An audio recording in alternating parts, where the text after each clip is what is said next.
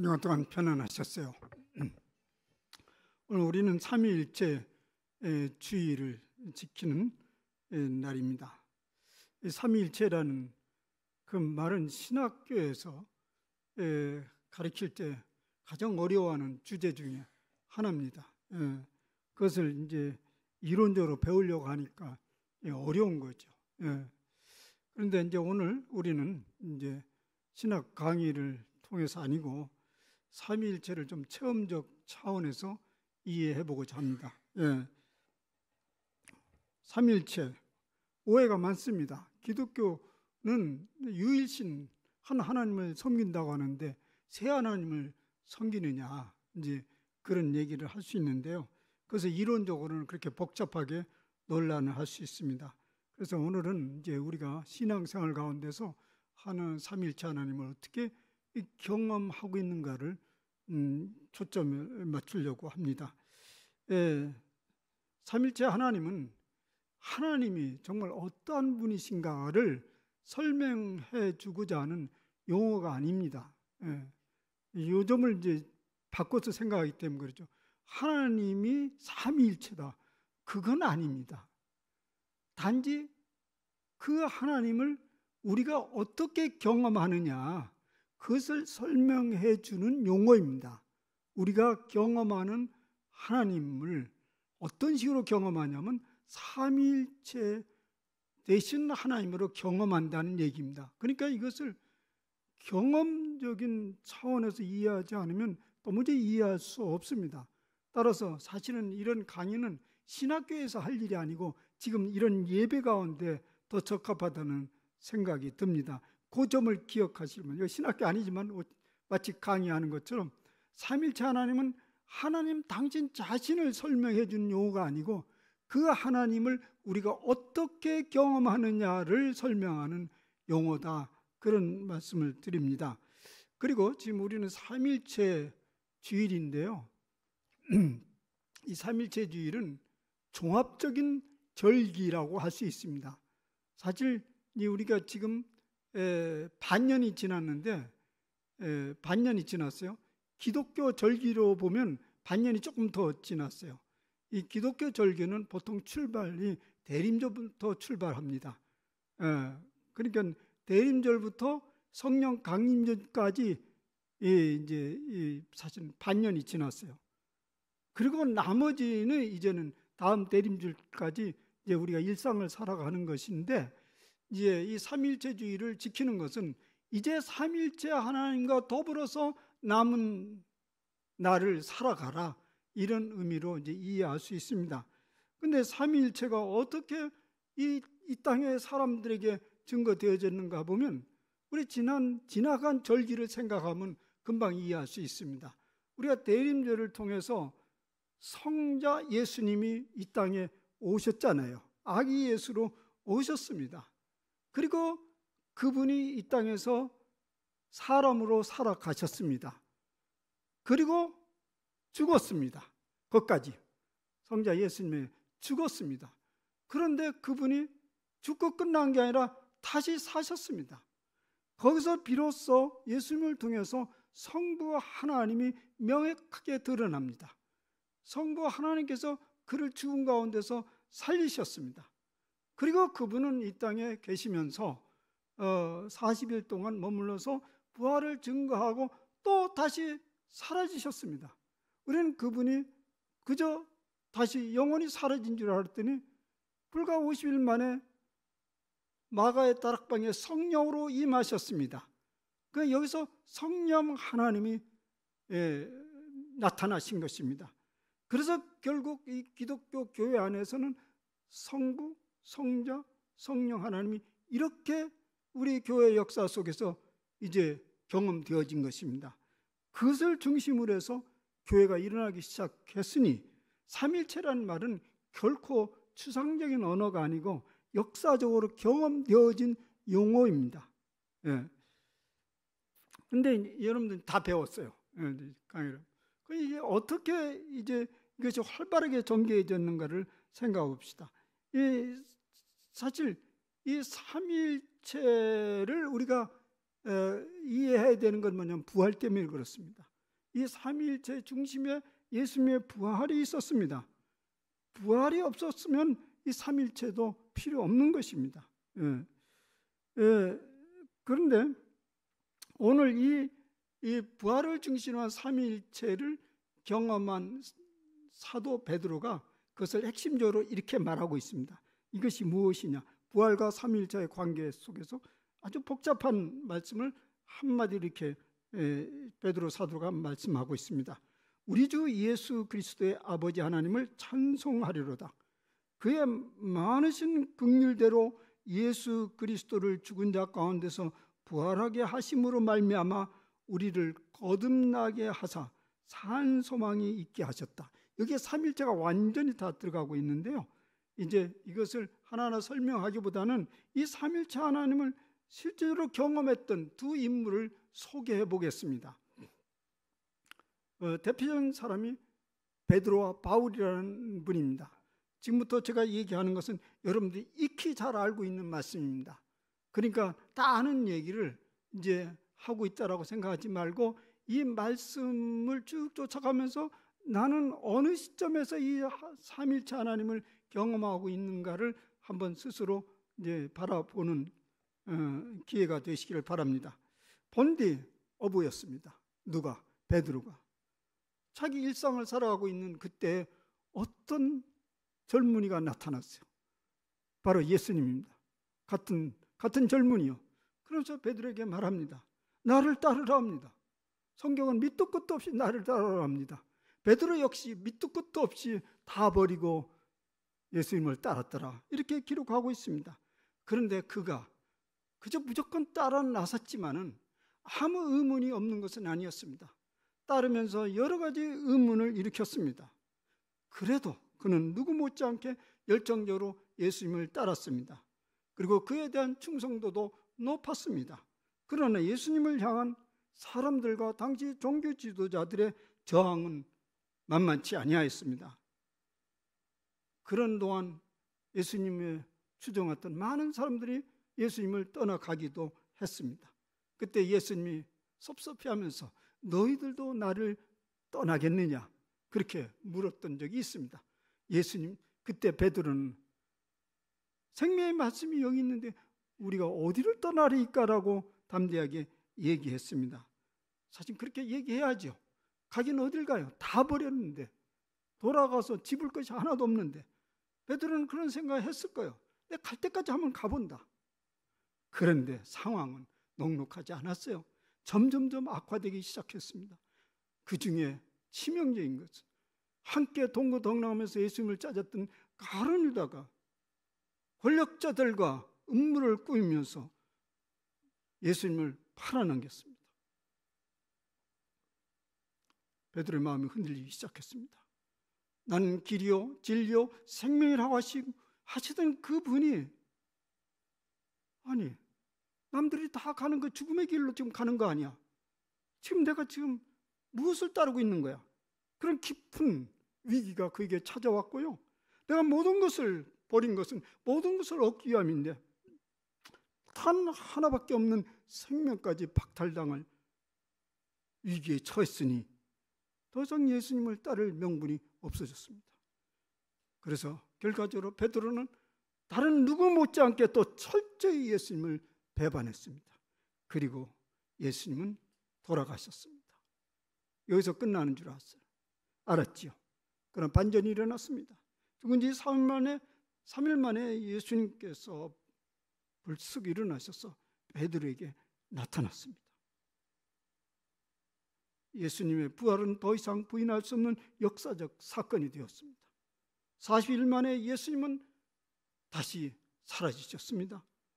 그런데 얼마 만에 성령 하나님으로 곧 마가의 다락방으로 돌아오셨습니다. 그 성령의 물길이 영혼의 불꽃처럼 퍼져나가면서 초기 교회 공동체가 생겨나기 시작했고 베드로는 더 이상 돌이킬 수 없는 방향으로 전환을 해버렸어요. 마침내 그의 생애는 주님께 다 바쳐진 제물이 되어서 순교자가 되었습니다. 또 다른 인물이 나타납니다. 그는 예수님이 살아계실 때는 아무 관심도 없었던 사람입니다. 다름 아닌 사울이고 변화되어서 바울이라고 하는 사람입니다. 그런데 그게 큰 근심이 생겼습니다. 아무 관심도 없던 그분이 부활했다고 하면서 그것에 영향을 받은 무리들이 여기저기 일어나기 시작하고, 그리고 교회라는 단체가 일어나기 시작하고 큰 위기를 맞이했어요. 사울은, 후에 바울은. 그리고 마음에 의분이 일어났습니다. 율법을 무시하는 저들이 이 유대교를 지금 압박하고 있다고 느꼈던 것이죠. 우리가 잘 아는 대로 바울은 유대교의 신봉자입니다. 보통 신봉자가 아니고 대단한 신봉자였습니다. 그는 말했습니다. 나는 바리새인 중에 바리새인이라고.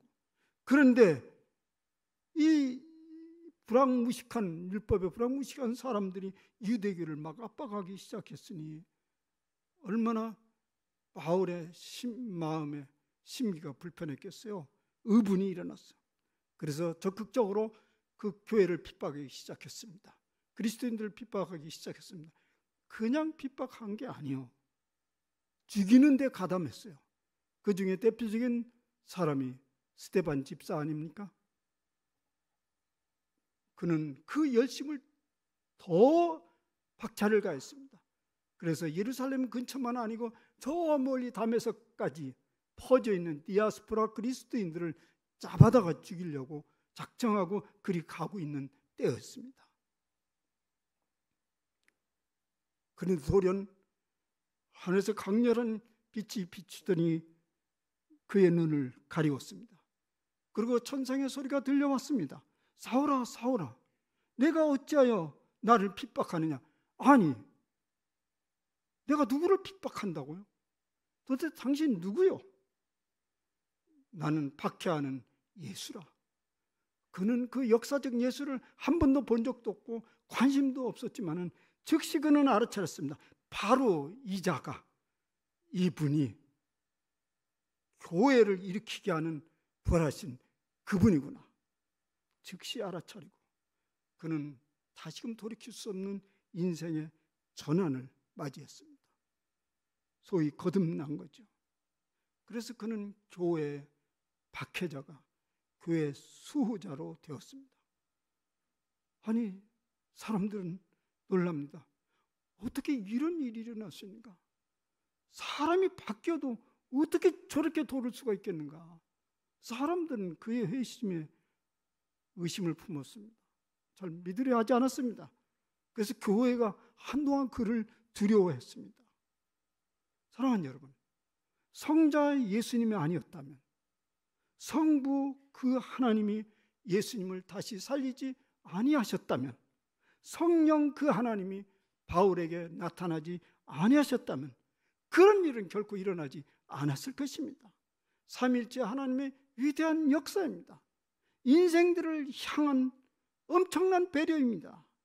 그래서 이 역사 속에 교회를 탄생하게 되고 교회는 동서남북으로 퍼져갔고 인류의 역사를 바꾸기 시작했고 온 세상을 다른 방향으로 바꿔놓습니다. 그동안에 우리는 세상을 이렇게 보았습니다. 점점 부패해지고 쇠퇴해져가는 그런 세상으로 보았지만은 이제는 다릅니다. 점점 하나님 나라로 완성되어져 가는 세상으로 바꿔놓았던 거예요. 여러분들 그렇게 생각하지 않는다고요? 거듭나서 눈을 뜨면 그것을 볼 수 있습니다. 바울처럼, 베드로처럼, 요한처럼 말입니다. 거듭난 그들은 이제 죽고 사는 일이 전혀 다른 차원이 아니었습니다. 죽음과 삶이 더 이상 분리된 실체가 아니었습니다. 우리의 세계관, 그 세상을 보는 관점, 우리가 세상을 보는 그 관점에 결정적인 영향을 주는 것이 무엇이죠? 생사관입니다. 생사관이요. 죽음을 어떻게 보느냐에 따라서 오늘 살아가는 삶의 태도가 달라지죠. 세계와 사람들을 보는 눈이 달라지게 됩니다. 일상의 삶이 달라집니다. 소위 세계관의 변화가 일어났다는 얘기죠. 예수 그리스도의 부활로 인한 거듭남이 이렇게 엄청난 세계관의 변화를 일으키게 했고 여러분들이 그렇게 했고 앞으로도 계속 그렇게 변화를 일으키게 할 것입니다. 여러분들이 그러니 이 거듭남에 지금 참여하고 있는 분들이죠. 베드로와 사도 바울의 증언 때문입니까? 아니, 그것뿐이 아닙니다. 삼일째 하나님의 개입으로 이런 사건이 일어난 것입니다. 그러므로 예수님의 부활이 없었다면 삼일째 하나님도 없었고 삼일체라는 말도 공허한 언어일 뿐입니다. 그래서 베드로 사도는 이런 거듭남의 원천을 삼위일체 하나님과 예수님의 부활과 딱 연결을 시킵니다. 그 경험이 이것입니다. 우리 주 예수 그리스도의 아버지 하나님을 찬송하리로다. 우리 주 예수 그리스도의 아버지 하나님을 찬송하리로다. 그의 많으신 긍휼대로 예수 그리스도를 죽은 자 가운데서 부활하게 하심으로 말미암아 우리를 거듭나게 하신 산소망이 되었다. 누가 우리를 거듭나게 하시냐? 예수님의 부활은 전적으로 하나님의 엄청난 긍휼로부터 시작됩니다. 우리 인생들을 거듭나게 하고 새롭게 태어나게 할 생각이 없으셨다면 예수님의 성육신도 예수님의 부활도 필요치 않았습니다. 비록 성육신 하셨다 할지라도 하나님이 우리를 불쌍히 여기지 아니하셨다면 예수님이 굳이 부활할 필요도 없습니다. 예수님의 부활은 전적으로 우리 인생들을 위한 성부 하나님의 무한하신 긍휼의 사건입니다. 본문은 우리들에게 이 사실을 전해주고 싶어 합니다. 이 긍휼의 사건인 부활은 오늘 우리에게 한 쌍의 선물을 주고 있는데 그것이 바로 거듭난 생애와 산소망입니다. 거듭난 생애와 산소망.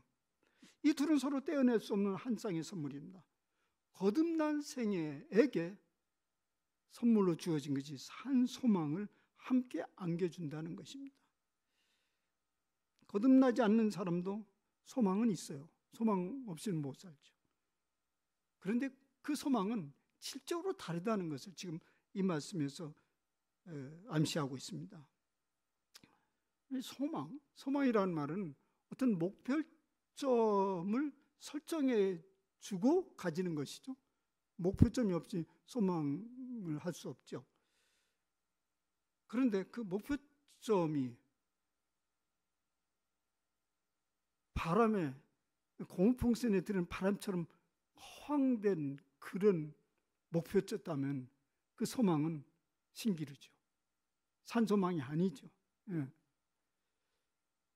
여러분, 거듭나지 않는 사람도 소망을 가지고 있는데 그 소망은 죽은 소망이라고 단정하기는 너무 잔인하니까 그냥 산 소망이 아닐 거라고 말씀하고 싶습니다. 여러분, 오늘 삶이 쉽지 않잖아요. 하루하루 견디며 살아가는 일들이 있습니다. 그들에게 소망은 있어야 됩니다. 그런데 그 소망이 그에게 얼마나 큰 기대를 시키고 있는지는 좀 생각해 볼 일인데요. 예를 들면 이런 예를 들 수 있습니다. 우리는 누구나 경제적 안정을 원합니다. 그리고 자유로움을 누리고 싶습니다. 자유로워도 돈이 있어야 자유롭지. 돈이 있어도 시간이 있어야지 그 돈을 마음대로 쓸 수 있지. 그러니까 돈, 시간, 그 다음 자유로움, 이것이 삼위일체가 되는 그것을 소망으로 꿈꾸고 있죠. 소위 그것을 우리는 은퇴 이후의 노후의 삶에 대한 로망입니다. 여보, 은퇴하면 그동안에 못 해본 거 한번 해보죠. 저도 그런 꿈이 있었습니다. 제가 현직에 있는 동안 여러 대 강의나 세미나 국제회의에 세계 많이 다녔는데 혼자 다녔거든요. 그러니까 놀러 간 건 아니에요. 일부러 갔다. 그리고 나는 소망을 가졌습니다. 내가 이미 다 답사를 했으니 이제는 진짜 본격적으로 이제는 여행을 떠날 때가 올 거다. 그 때가 바로 은퇴예요. 은퇴의 시기인데 은퇴한 지가 세월이 많이 흘렀지만 점점 그 기대는 멀어집니다. 몸이 따라주지도 않고, 물론 그 돌아다니도록 경제적인 여건도 되지 않지만 더 중요한 건 뭐냐면 마음에 일어나질 않아요. 하늘나라에 올라가서 밑에 다 내려다 보이면 다 보일 건데.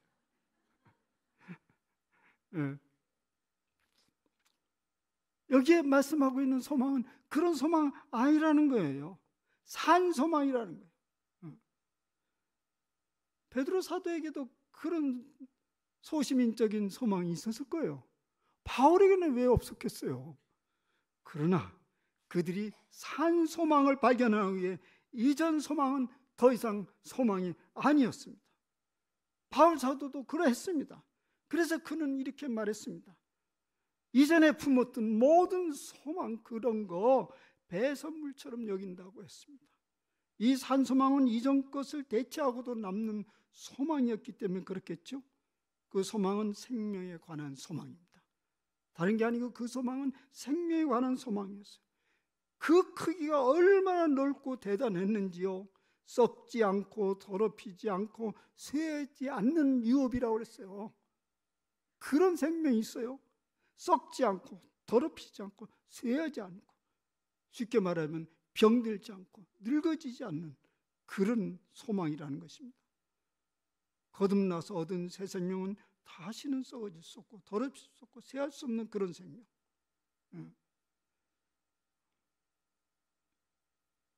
그런데 그런 생명은 사실 누구나 바라죠. 모든 종교가 추구하는 것이 그것이잖아요.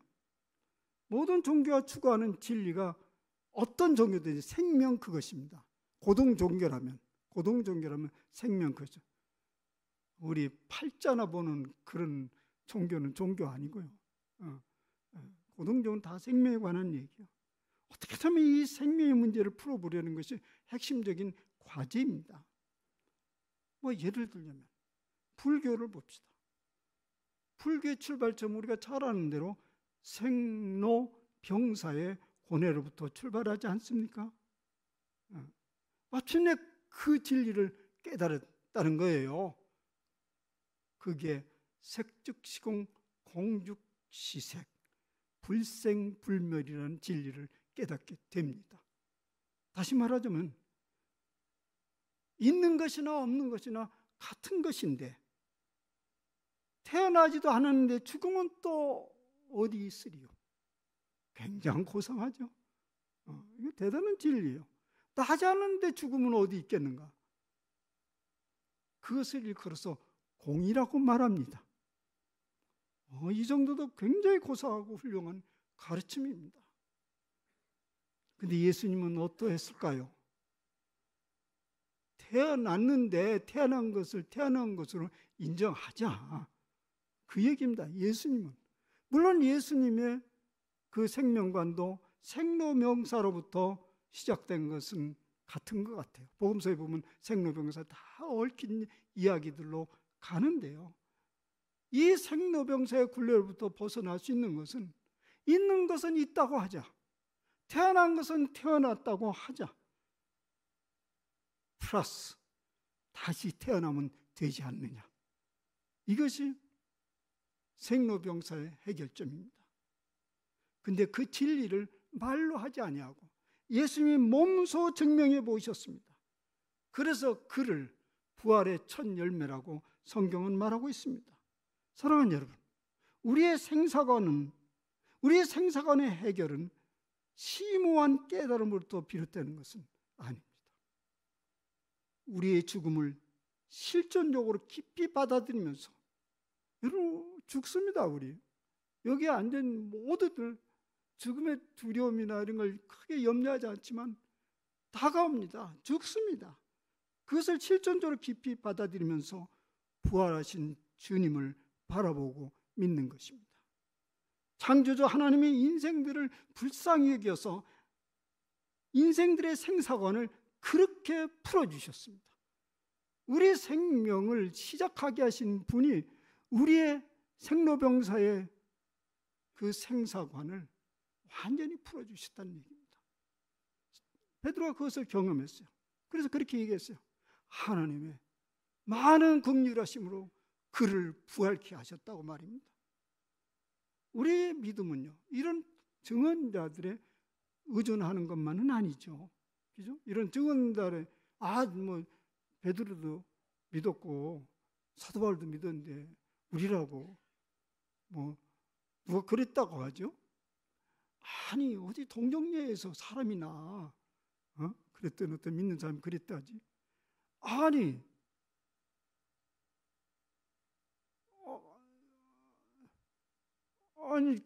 낫다는 사람이 그러는데 당신 나부터 않고 무슨 소리 하냐? 그 난 사람이 베드로 마리아가 그러지 않느냐? 그래도 말이 안 되는 건 안 되는 거예요. 어떻게 그렇게 믿어요? 예. 위트니스가 현장 목격자가 강력한 증거이긴 하지만은 그렇다고 이해할 수도 없고 말도 안 되는 것을 무조건 받아들이지는 않습니다. 그런데 여러분과 나는 이해할 수도 없고 직접 보지도 않는 것을 믿고 있잖아요. 어떤 영향력입니까? 그것이 바로 삼일째 되신 하나님의 강력한 영향력입니다. 베드로와 바울 때문에 믿는 게 아니에요. 삼일째 하나님이 그에게 역사했던 것처럼 우리에게 역사이기 때문에 그들의 부활 경험이 우리의 경험이 되는 것입니다. 그러니까 우리가 거듭났다는 증거가 바로 그것입니다. 부활하신 그분을 우리가 믿고 있잖아요. 그분에게 우리는 소망을 걸고 있잖아요. 그러니 말할 것도 없이 이전에 죽은 소망은 점점 우리 관심사에서 멀어질 수밖에 없습니다. 더 이상 우리가 거기에 묶일 수는 없습니다. 여기서 얘기하는 산소망이라는 것은 그저 조금 더 나아지겠지 그런 것이 아닙니다. 이미 본대로 썩지 않고 더럽히지 않고 쇠해지지 않는 그런 생명에 대한 소망입니다. 완전한 세상, 완전한 행복, 완전한 생명을 우리는 꿈꾸고 있습니다. 그러니 우리는 죽은 소망은 점점 멀리하고 방향을 바꾸기 시작합니다. 그래서 이전에 추상적이었던 영적 실제가 더 구체적으로 자각되기 시작합니다. 곳곳에서 활동하시는 하나님에 대한 이해와 폭이 넓어지기 시작합니다. 진실로 소유보다 사랑과 존재가 얼마나 소중한 것인지를 깨우칩니다. 그래서 삶이 방식이 달라지고 세상을 보는 눈이 달라집니다. 그렇게 달라진 현상에 대해서 사도 바울은 이렇게 말했습니다. 그리스도 안에 있으면 새로운 피조물이라 이전 것은 지나갔으니 보라 새 것이 되었도다. 사랑하는 여러분, 거듭난 사람들은 믿음 안에서 여러 가지 삶의 시련과 역경을 겪지만은 그걸 통해서 죽어가지 않고 자라가고 성숙해져가고 온전해진다는 사실입니다. 거듭난 이들의 믿음은 더 이상 믿음의 증거를 요구하지 않습니다. 믿음 그 자체에 산 소망이 있기 때문에 그렇습니다. 그래서 사도 바울은 당시 교인들에게 당신들은 나처럼 직접적으로 그런 체험을 했지만은 지금 당신들은 그것을 믿고 있군요 하면서 감사하는 마음으로 사도 바울은 이렇게 말하고 있습니다. 여러분은 그리스도를 본 일이 없으면서도 사랑하며 지금 그를 보지 못하면서도 믿으며 말로 다 표현할 수 없는 즐거움과 영광을 누리면서 기뻐하고 있습니다. 사도 바울은 이것을 이어서 항상 기뻐하라고 했습니다. 그것이 여러분과 접니다. 사랑하는 여러분, 그리스도인들은 그리스도의 부활 생명을 이미 누리고 있고 또 영원히 누리고자 하는 소망 가운데 살아가는 사람들입니다. 그런 간절한 소망을 담은 사도 바울의 고백이 있습니다. 이런 말씀입니다. 우리가 항상 예수의 죽음을 몸에 짊어지면 예수의 생명이 또한 우리 몸에 나타나게 하려 합니다. 우리 살아있는 자가 항상 예수를 위하여 죽음에 넘겨짐은 예수의 생명이 또한 우리 죽을 육체에 나타나게 하려 함이라. 이 말씀 좀 복잡해요. 해석이 필요하지만 이제 말씀을 접어야기에 간단하게 말씀드리면 이런 것입니다. 우리가 사는 것도 예수를 위하여 사는 것입니다. 우리가 죽는 것도 예수와 더불어 죽는 것입니다. 사는 것도 내가 사는 것이 아니고 그리스도께서 내 안에 살기 때문에 내가 사는 것입니다. 믿습니까? 여러분이 사는 것은 그리스도가 여러분에 있기 때문에 사는 것이고 살 이유가 있는 것이고 삶의 의미가 있는 것입니다. 죽는 것도 또한 그리스도와 함께 죽음에 넘겨지는 것입니다. 따라서 그와 더불어서 다시 사실 것을 믿으면서 죽는 것이 그리스도인이고 거듭난 사람들의 결국입니다. 우리의 믿음은 결코 막연하지 않습니다. 산 소망이 있는 살아있는 실제입니다. 이 산 소망 때문에 우리는 모든 일에 참으며 견디며 용서하며 용납하며 의연해질 수 있습니다. 이 산 소망을 굳게 붙드시고 사시기를 바랍니다. 그리하여 믿음의 경주를 완성하여 우리 모두가 주님의 부활 생명에 참여하는 자들이 되시기를 간절히 빕니다. 기도합시다. 삼일체 하나님께서 우리 교회에 우리의 역사하셨습니다. 그래서 우리로 하여금 거듭나게 하셨습니다.